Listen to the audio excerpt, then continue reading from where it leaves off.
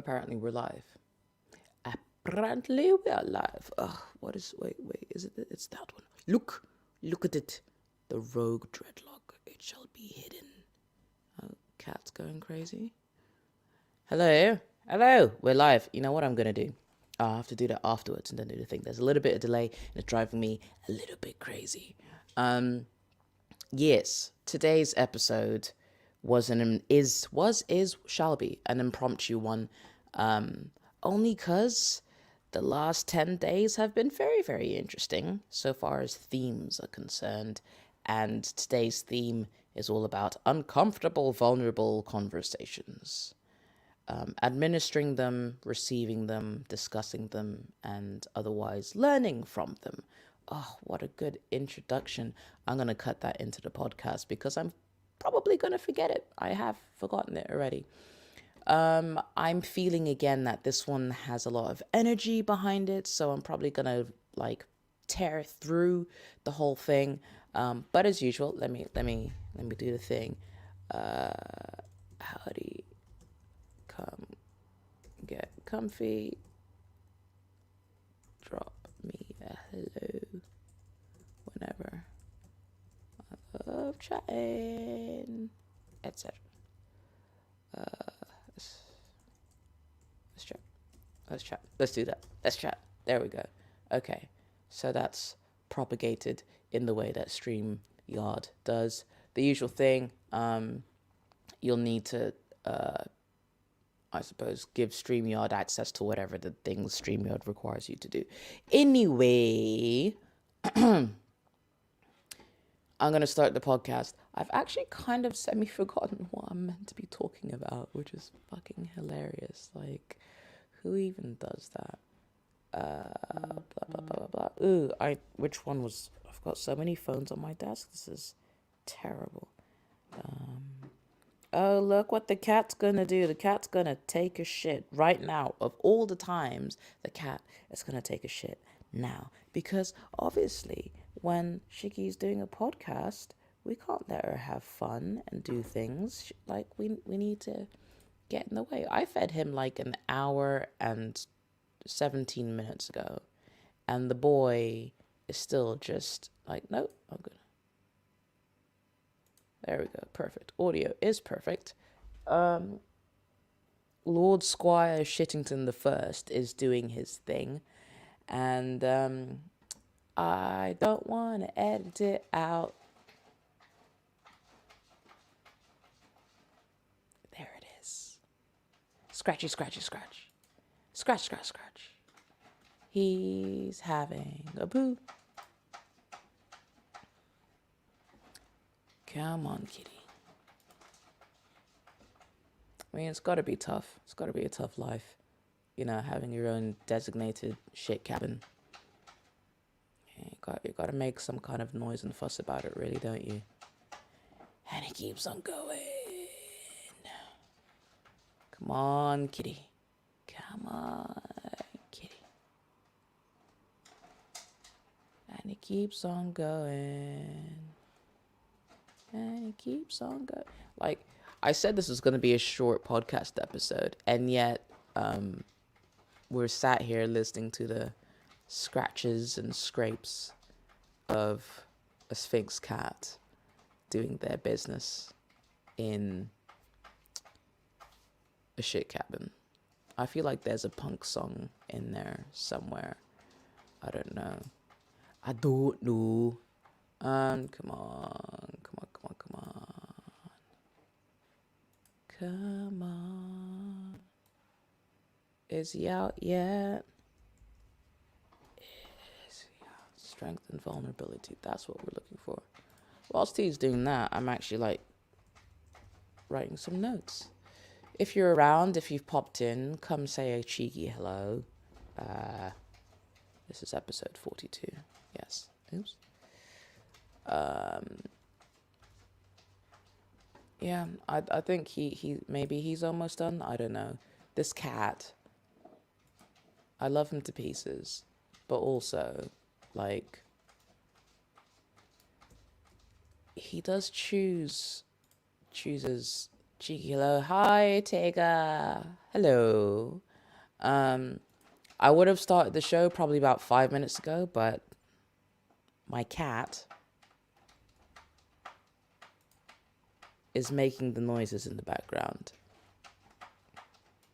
And I have zero desire to even start to edit this out because I tried.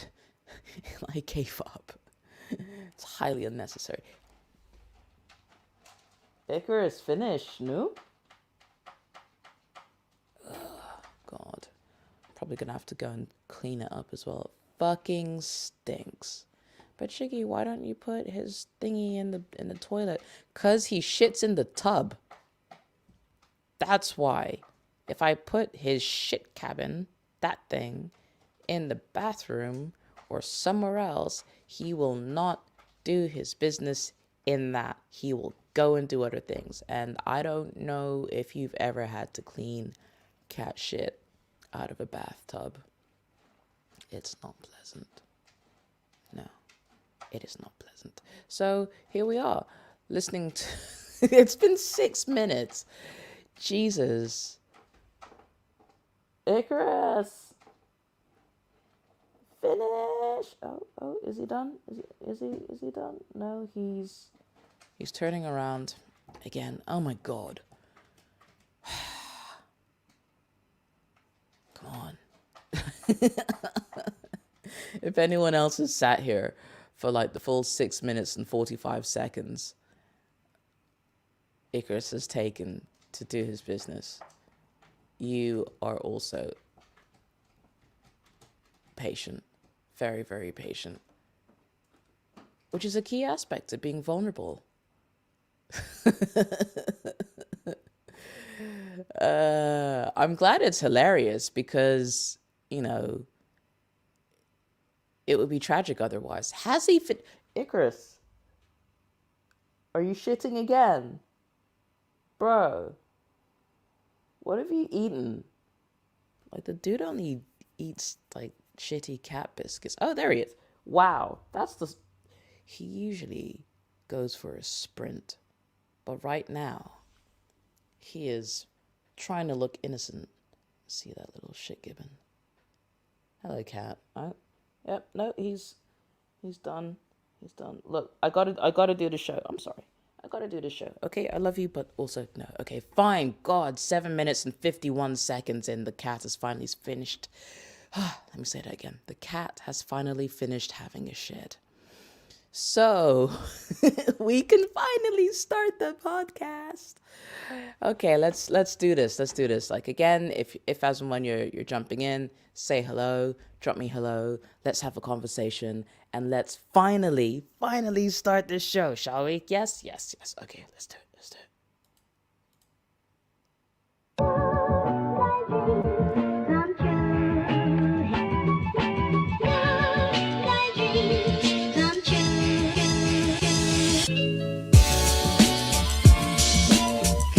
Hello, once again, it's me, Shiggy, and you're on my podcast or listening to it. If you're on Facebook or YouTube or maybe eventually Twitch, this is live. So hello to all the people live who watched me watch my cat finishing taking a poop. Oh, what a way to start an episode. Okay, so we're just gonna jump right into this because I've waited far too long for this. And yeah, today's episode is an interesting one. It's one of the off-the-cuff ones because themes happened, and when things kind of happen serendipitously, what a word, over time, you have two choices. She says with 3 fingers. You have 2 choices. One of them is you can ignore all the same similar things happening. The other one is you can pay attention to those things and try and seek value and reason as to why these things are happening. If they keep on happening, maybe you're doing something that's causing you to, doing the same thing. If you're not, then something on the outside is jumping in. on you because you need to wake up and realize something. You need to get the blinkers off for a second and go, oh shit, this is happening. So I had the latter happen. It's probably due to the former, only because of the state of who I am as a person and what I do. But let's not jump the gun, shall we? Yes, let's not jump the gun. Hey, Phil. Hello, Phil. Liking that I'm looking smart. Thank you. I am half smart, half in my pajamas. Full disclosure. So today's episode, strength and vulnerability. Ooh, it sounds so deep. And it is.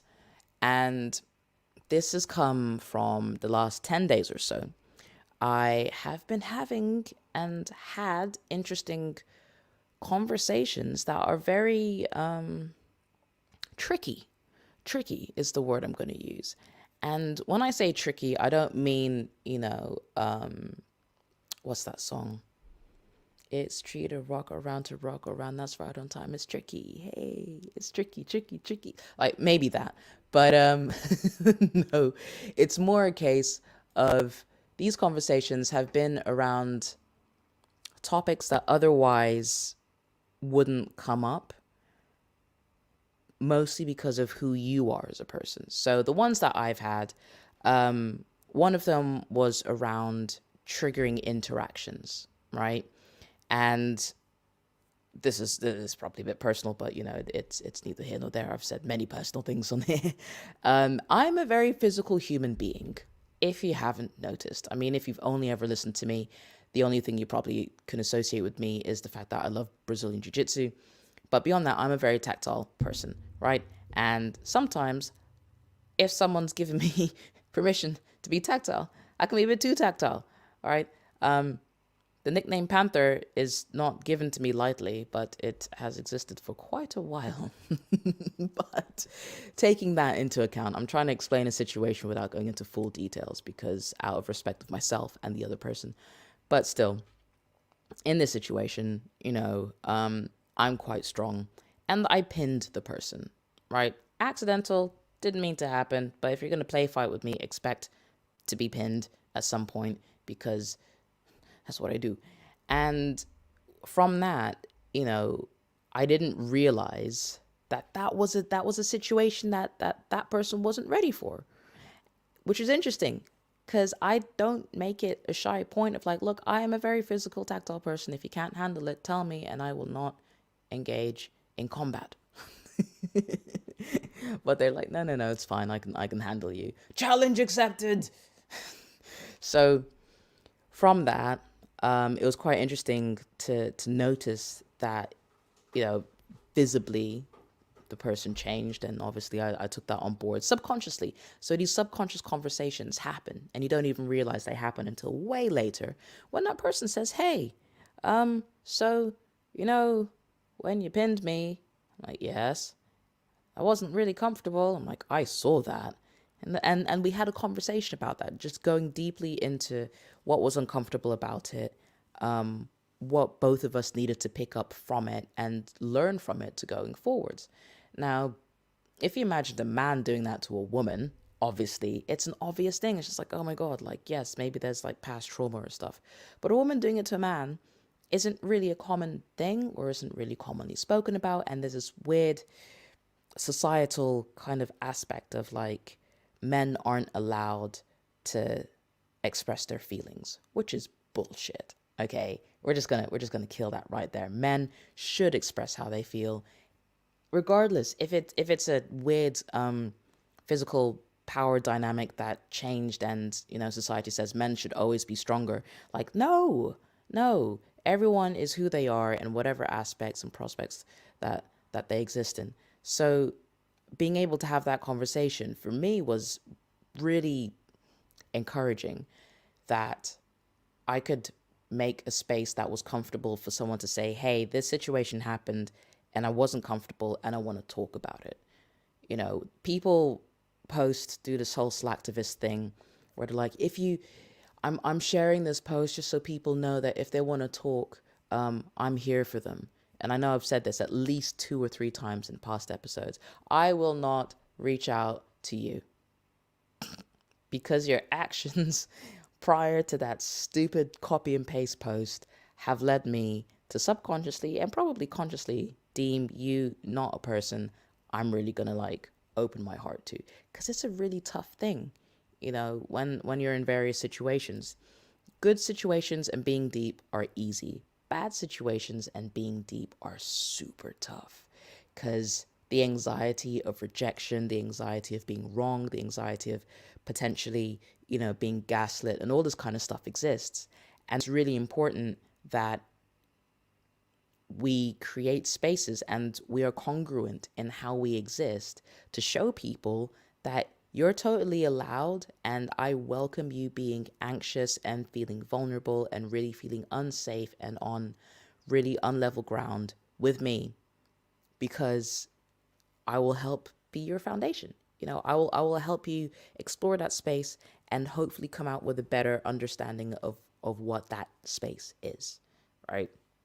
So that's one thing that happened, and I took that on board, and I'm like, oh, okay, cool.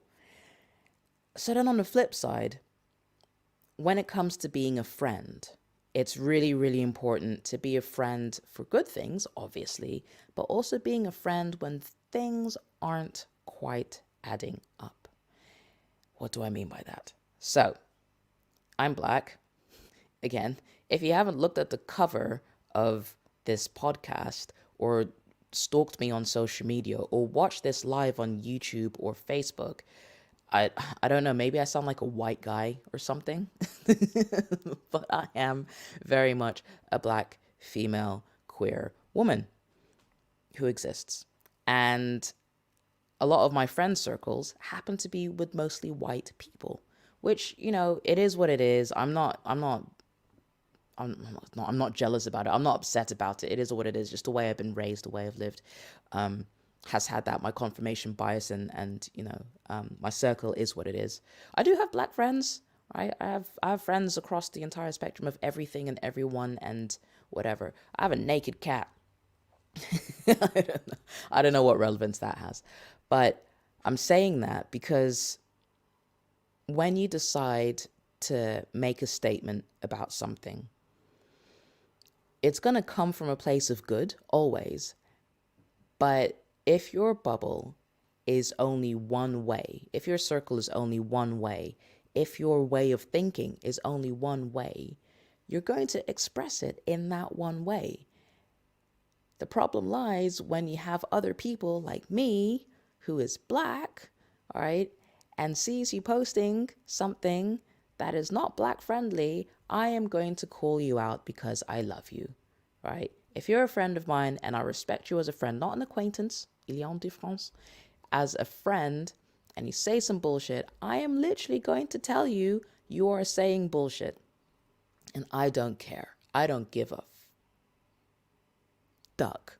I don't give a duck if it hurts your feelings or not. Because if it's hurt your feelings, then there's something intrinsically, it might be tiny, it might be teeny, teeny, tiny, but there is something there that is true, right? I have this principle that I use that I got from my dad, which is a very simple, is it true? Right? And my dad gave me that when I was young, being a black child in Leatherhead, of all places. So for people who don't live in the UK or know that part of the UK, just outside of London, in the Green Belt, there's a place called Leatherhead, which I believe is junction 10 or junction 17 on the M25. I don't know. It's a terrible junction, whatever it is. It's always in the news about traffic and accidents and, I don't know, Leatherheadians being Leatherheadians. Anyway, my first interaction with the UK was in Leatherhead, which is why I sound the way I do. And obviously there were moments where I had to interact with people and kind of try and make head and tail of the world.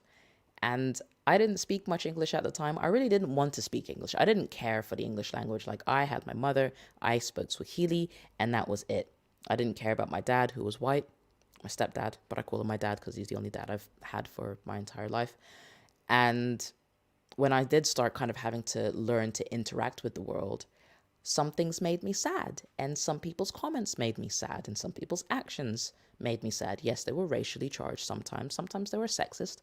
Um, Sometimes they were just pure unadulterated prejudice, and most of the time it is prejudice and ignorance that exists. And I got to my dad and said, Dad, or Daddy, Daddy, this person was mean to me. And my dad would literally just let me chat forever. And he'd be like, okay, but is it true? And initially I'm like, what the hell does that mean? What does is it true mean? And what I learned to understand is when someone says something and it's either directly to you or it's about you or it's about a situation, for the most part, beyond the facts that are there, it will be emotions and opinions.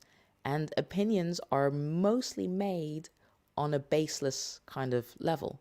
So if someone says you're XYZ, you ask yourself, is it true? Am I XYZ? Do I have the capacity to XYZ? That's when you kind of expand the is it true to is it true right here? Is it true from what they're experiencing? And most of the time, it will be true from what they're experiencing. And what you need to understand in that space is, am I creating a character that they're feeding off of that makes it true for them, but it's not true for me? If so, then that's when you can kind of start breaking down that whole situation, realize that, okay, I understand where you're coming from. I understand what your truth is. I understand what your potential misguided truth of me is, but it's not true. So I have two choices.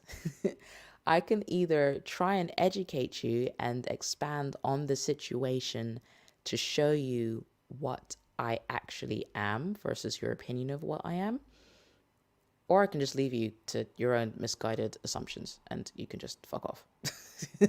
That's it. So that tangent, the relevance of that tangent is, message. It's a siren. I am not editing the siren. Go away. Okay.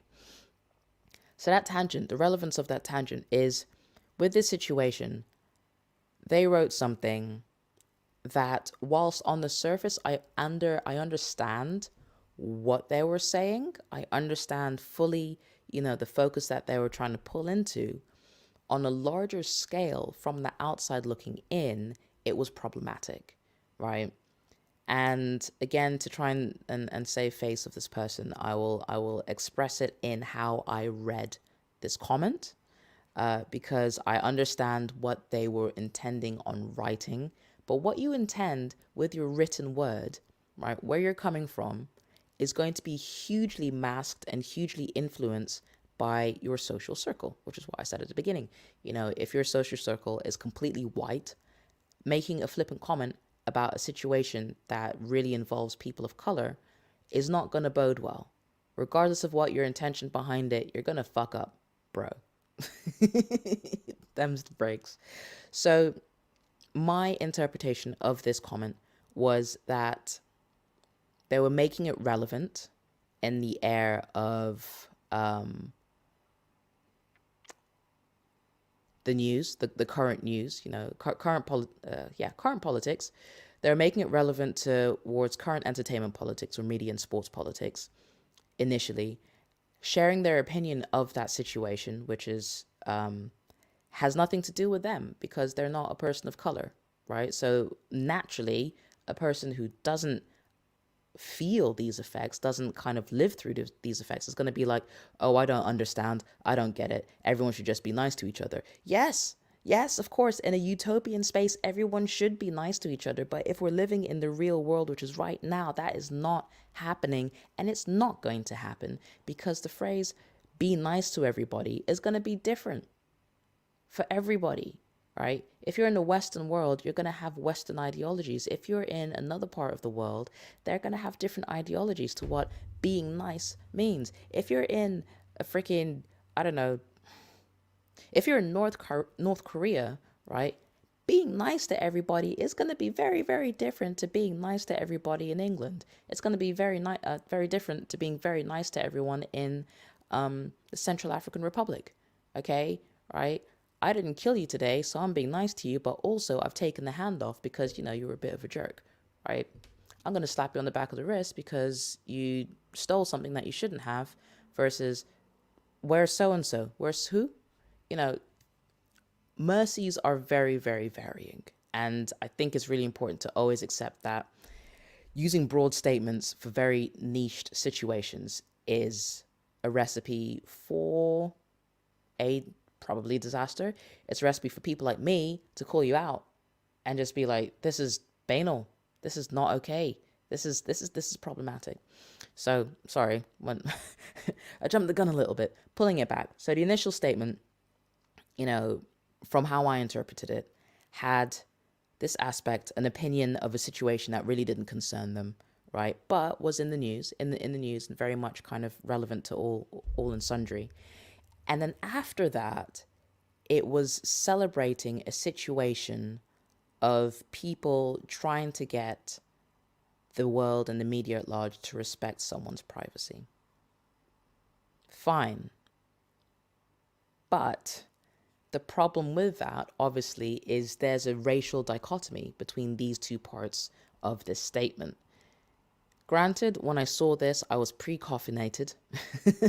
I was making my coffee in the kitchen. I read it.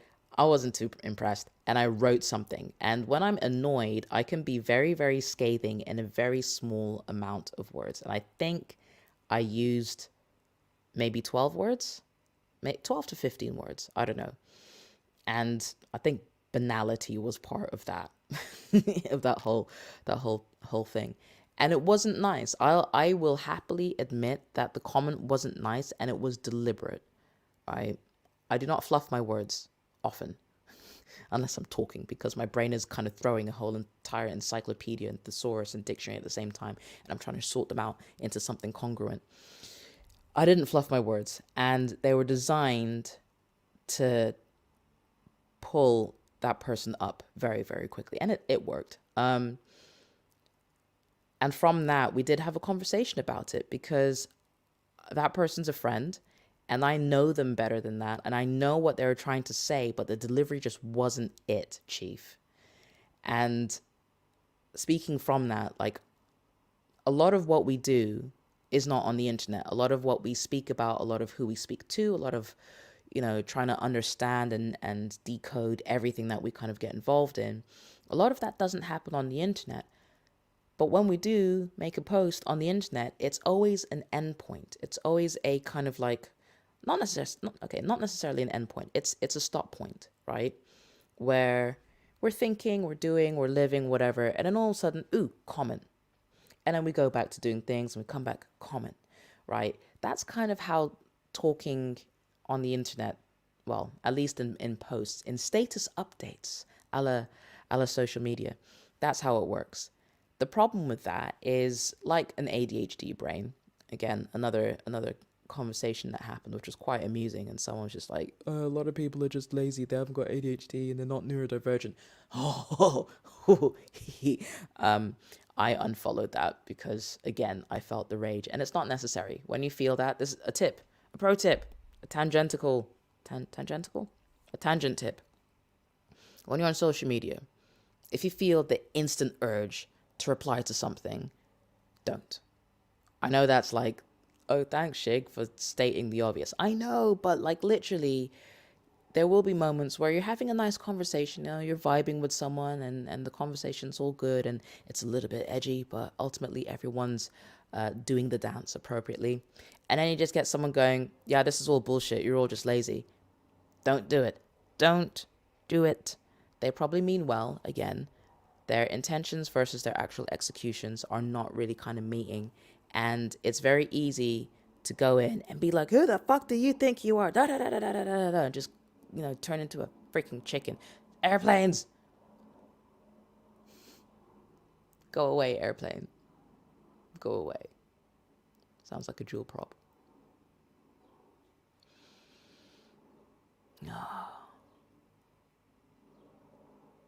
Keeps on going. I know I can hear it. I know you guys probably can't hear it, but I'm doing a course on this, by the way. Gentle drop there. Anyway, are you doing a circle? I think they're doing a circle. Sounds like, is it a dual prop or a single prop? Okay, I think that's quiet enough for me to edit out, right? So try not to reply to a post like an angry chicken, because it's not going to do anything at all. Just imagine if someone comes into a pub, so you're all vibing with each other in the pub and you're chatting and everything, and then this person comes in and completely just destroys whatever comment your whatever conversation you're having. All right. If you're drunk, you will definitely probably batter that person over the head with a bottle or not. If you're sober, you just be like, who's this dick? And then just like let them go. Right.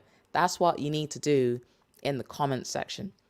I realize saying that, considering what I've just said before, I am literally being the shit given that I'm telling you not to be. But I'm only human, so it's fine. Okay, there's a lesson to be had here, and this is what I'm trying to get to. So, reeling it all the way back, calling a friend up because their delivery was shit is something you need to do. Like, if you're a true friend of someone, and we can go into what a true friend even means in another episode, I think maybe if you want.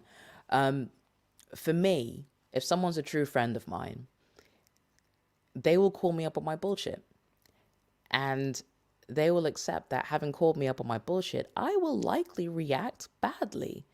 And that's normal. Everyone should react badly. Everyone should definitely be like, if someone's attacking you personally, right, you're going to personally feel it. You're personally going to be offended, which is a good thing. Get angry, get annoyed, get upset, call them whatever you need to call them if that's your thing. Or, once you've gotten over the anger, once you've gotten over the hurt, start having a deeper discussion in asking, why did you feel the need to say that? It kind of cut deep. And that other person should be open to being like, hey, I realized that probably was a bit too much. But ultimately, as a friend, we need to have this discussion because I know I'm one of the few diverse people who are close to you, but not close enough. And I just need to kind of like walk over that bridge every once in a while and remind you, like, as much as we all want this great utopian world, if you're already living in that utopia, you're missing all the fucking work we need to do to get there, right? And that's what I'm doing. And I know I said this last year around the George Floyd situation because I was having all the conversations with a lot of friends. Some friends I hadn't spoken to or seen for in years.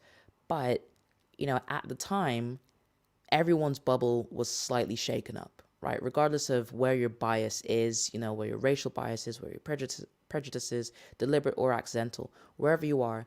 Last year, around George Floyd, everyone was like, shit, this happened. Someone put their knee on someone else's neck and killed them, right? I don't want to be a part of that. And they did the work instead of kind of having the whole kumbaya fucking thing of like everyone should be okay. People just took the steps back and went right to the neck on the knee and went, what the fuck is this?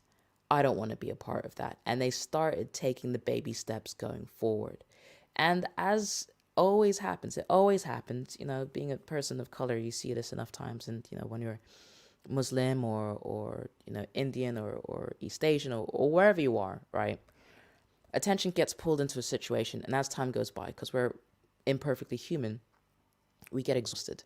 And doing the tough, difficult things becomes really painful, right? We like our little safe space. We like our little safe bubble. And the idea of having to engage in difficult, trying conversations where we have a high risk of fucking up and not being able to save face, we choose not to be a part of that. And that is hugely problematic, right? We choose to kind of go, no, we should be here already. Yes, but we have to do the work. And that's what I'm doing. And I know full well that I've lost maybe 3 close friends, quote unquote close friends. I don't do close friends anymore, but I've lost. Oh, Shiggy, tell me about more of this trauma that you've just pulled up and put back into a box another time.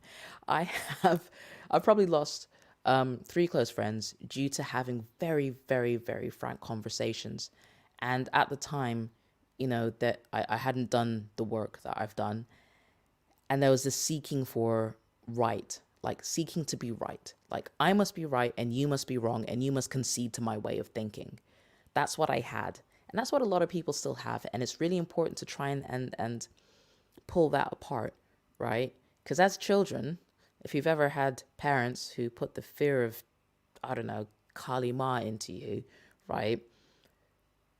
When you have been wronged and it's not your fault, that's the thing that gets put into your head. It's like, it's not my fault. It's not my fault. I didn't do anything. Oh my God. Right? Because if you fuck up, then there's potential for pain and terror and all that kind of stuff. And we pull that into adulthood. And even if you haven't had that kind of childhood, I think I can include Irish people into that because Irish mothers are freaking terrifying. Irish Catholic mothers. Even if you don't have that, there is always this thing, I think, from the education system and just general life of like, there's a right way and there's a wrong way. There's one way or the other way, right? We try and push it into that kind of space. And it's really important that we don't do that. So when you are talking to friends and you're like, hey, this happened and you kind of fucked up, bro, right? When you tell someone they've done something wrong, it's not because you feel you're in the right. You're telling them it's wrong because from what you understand of that person, what they're doing is out of character. Okay? Out of character doesn't mean wrong. Out of character means different. What different means to that person is where the conversation happens. So if, me calling out like, hey, not taking the knee isn't for you, but like people standing around and trying to get respect for privacy of their teammate, if that's what you're talking about, then try and expand on that. But I just want you to know that the social implications of taking the knee has this huge area attached to it. And because of who I am and what I've experienced as a person, you not acknowledging that at the very least, taking the knee and the social implications involved in that are way beyond my understanding, and I need to do work to understand that. If you wrote that, I'll be like, shit, yeah, cool. No, I'm good. But if you're like, I don't understand it and I refuse to understand it and, that's the way it is, you get called out. And I'm going to say it's wrong. And you're more than welcome to say, I'm going to stand by it. I don't get it. I don't understand it. And I don't think it's relevant. Cool. The implication with that is I feel that you are no longer a safe person for me to discuss racial issues with.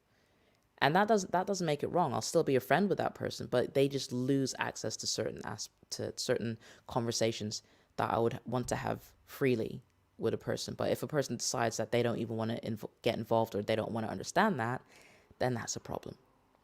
Does that make sense? I feel like it maybe makes sense. There's a lot of gum in my head, but I hope that's kind of pulled in some sense of what it means to have vulnerable conversations. Ultimately, because they don't have to be comfortable all the time.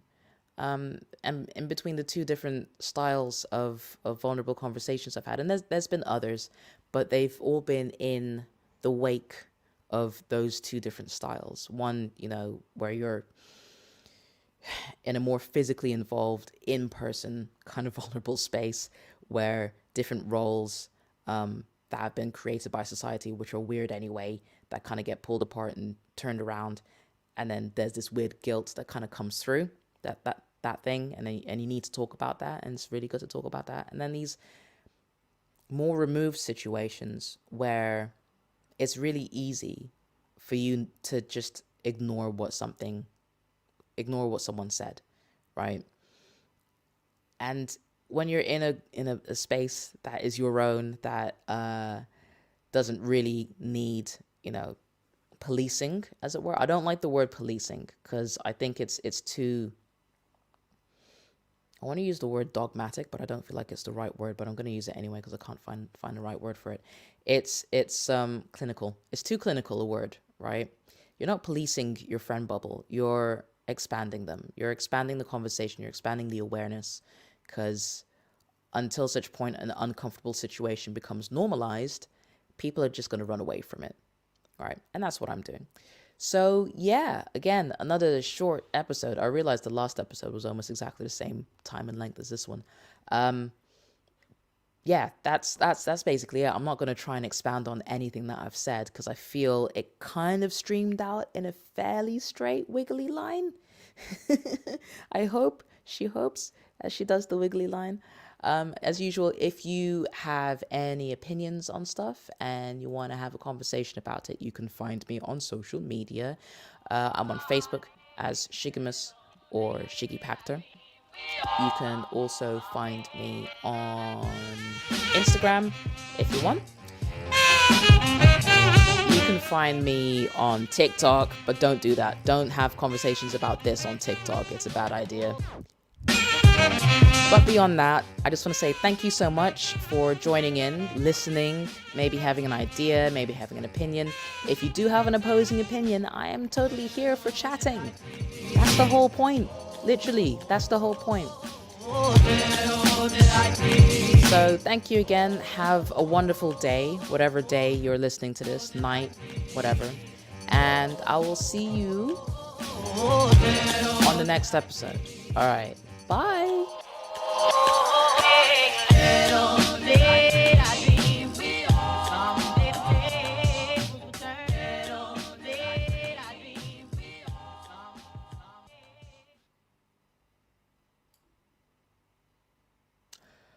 Boom. Okay, and that's the recording done. Woo! That was very off the cuff. So to the 5 people watching, thank you so much. It's always appreciated. You can always pop in a comment, right? Like even if you just want to say something fleetingly and stuff, like just say stuff. Like I have the capacity, the brain capacity to watch and have a conversation here and look and have a conversation here at the same time. Whenever you're listening to this, if you could if you're on Facebook, give it like a like or something. Interact with the thing so feed the algorithm. We have to feed the algorithm to keep it happy. Yes, so today's was very, very off the cuff, which is why it probably felt a little bit staccato, just because there was a lot in my head that I wanted to say, and I wanted to kind of respect everybody who gave me the inspiration for this topic, but also not, out them, because that's not what I do. Maybe people put 2 and 2 together and make a flamingo. I don't fucking care. But ultimately, my whole thing is I have a conversation. I talk about stuff. Hi, Rowena. It's good seeing you too. We have to see each other in person. Like, I haven't seen you in what? 5 years? I don't know. It's been a long ass time. Yeah. So Phil, qualifications to talk about things is bullshit. Everyone is qualified to talk about anything because how you feel about a situation begins a conversation, right? And if you back away from something that probably is in your bubble and probably needs addressing, it's important to get stuck in. You're going to fuck up. Accept that you're going to fuck up. You're going to say the wrong things. Accept that you're going to say the wrong things. But if the people around you mean well, they will take that and they will show you what's good. They will show you what's right. They will show you probably their opinion, because myself as a black person versus another black person versus another black person, we're all going to have different opinions, right? The phrase BAME drives me mad. I always think of Bane from Batman, I'm just like, just call me black, because that's what I am. I'm black. If you want to call me a person of color, fine. There's too many fucking syllables. But like, I am black. I'm a black woman. End of. But if you go somewhere else and you said, oh, that black woman over there, and someone takes offense to that, that's not really on you, right? It's on both of you to be like, hey, I'm really sorry. What would you prefer me to say? If they're like, oh, just call them a person of color, then you're like, okay, that woman of color over there. That's it. That's literally it. So, I appreciate the phrase that you use, but respectfully, I challenge you to take that on and to really look. Who gives a fuck? Who gives a fuck if you suffer from foot and mouth? What trouble? It's conversations. Okay, I appreciate confrontation for a lot of people is really, really tough, right? And probably just because of who I am, like I don't really like, if we're going to talk, we're going to talk, fine. If we're going to get upset, we're going to get upset, fine. But at the end of the day, we're both going to learn. Whether it's a good learn or a bad learn, we're both going to learn, right? And I accept and I appreciate that the idea of being in that space isn't for everybody. If you knew me in my 20s, I was a dick. I was pleasant for like 70% of the time, but I was a dick too. Like, if you pissed me off, I would let you know about it, and I didn't give a fuck about how you felt, right? I have changed somewhat, unless you really piss me off. But yeah, like, ultimately, if you want to avoid getting into trouble, that's fine, but just know that you're putting yourself in trouble by avoiding tough conversations. So that's on you. That's on you to dismantle and work with. And you know what? If you're happy with it, if you're happy avoiding all those kind of conversations, then that's cool. But just know, it's one less voice in stepping towards whatever utopian world we all want to kind of get into. That's just one less stepping stone that we have. So that's a thing. Yes, Marina, years. We need to fix that. I'm probably gonna like buy a car soon because I need to get out. And with nightclubs being delayed once again, I'm literally losing it. I'm not literally losing it. I'm very close to losing it. But yeah, as long as the 31st of July is good, I'm happy. But even that is under threat. So that was today's episode. I'm aware a few episodes need to go out. I have been very, very busy expanding my empire. I've hired 2 people and I'm onboarding them on how to be amazing sound engineers because they are taking a lot of work off my hands, which is great. It's a great problem to have, but it also means juggling so many new balls. Balls is quite tough. But yeah, thank you so much for watching. Thank you for staying to the end and having this little conversation. I'm sorry if I kind of pushed a little bit hard at the end. I'm a very passionate human. But this is me. If you don't like me, then there's plenty of other humans in the world. So I'm gonna go. Have a great Tuesday, wherever the fuck you are in the world. Interact with the thing, do the loves, the likes, whatever. Post comments afterwards. If you're watching this in the replay, let me know. Post your concerns and stuff in there, and I'll get to you when I can. Alrighty. Peace out.